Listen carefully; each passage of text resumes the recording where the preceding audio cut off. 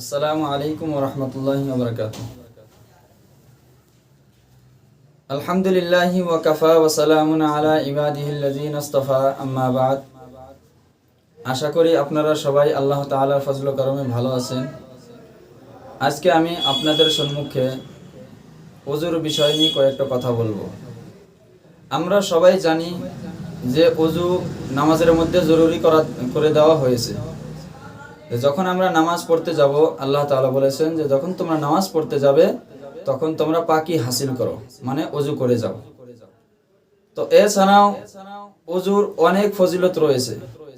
শুধু পাক সাফ হাসিল হয় না ওযুর দ্বারা, তাছাড়াও অনেক ফজিলত, অনেক ফায়দা রয়েছে। ফায়দা হাদিসের দ্বারা বোঝা যায়। বুখারী শরীফের হাদিসের মধ্যে আছে, আল্লাহর নবী বলতেছেন, ইন্না উম্মতি ইউদআউনা ইয়াউমাল কিয়ামাতি গুররান মুহাজ্জালিনা মিন আসারিল উযুই ফামান ইসতাতাআ মিনকুম আন ইউতিলা গুররাতাহু ফালইফআল। আল্লাহর নবী বলতেছেন যে আমার উম্মতকে রোজ হাসরের দিন এমন অবস্থায় ডাকা হবে যে আমার উম্মতের মখসুস অঙ্গগুলো চমকিতে থাকিবে।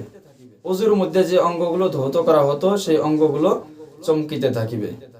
এছাড়াও মুসলিম শরীফের হাদিসে পাওয়া যায়, আল্লাহর নবী বলতেছেন, তাবলুগুল হিলিয়াতুল মুমিনা হাইসু ইয়াবলুগুল উযু। আল্লাহর নবী বলতেছেন যে ওযুর মধ্যে যে অঙ্গগুলো ধৌত করা হয়, যেই পর্যন্ত পানি পৌঁছানো হবে রোজ হাসরের দিন, সেই অঙ্গগুলো ওই পর্যন্তই চমকিতে থাকিবে যে পর্যন্ত পানি পৌঁছেছে। আর হাদিসে পাওয়া যায় যে হযরত আবু হুরায়রা রাদিয়াল্লাহু তাআলা আনহু এবং অনেক সাহাবীগণ তারা যখন ওযু করতেন তখন সব সময় অঙ্গগুলো বেশি বেশি করে ধৌত করতেন। তো আজকে আমরা ওযুর ফজিলত বুঝতে পারলাম, ওযুর ফজিলত কি। এছাড়াও অনেক ফজিলত রয়েছে ওযুর।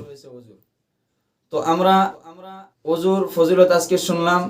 আগামীতে ইনশাআল্লাহ ওযুর ফরজ এবং সুন্নত, ওযু করার নিয়ম কি এবং ওযুর মধ্যে কোন অঙ্গগুলো কোন পর্যন্ত ধৌত করতে হয়, সমস্ত বিষয় নিয়ে আমরা আপনাদের সম্মুখে ভিডিও আপলোড করব।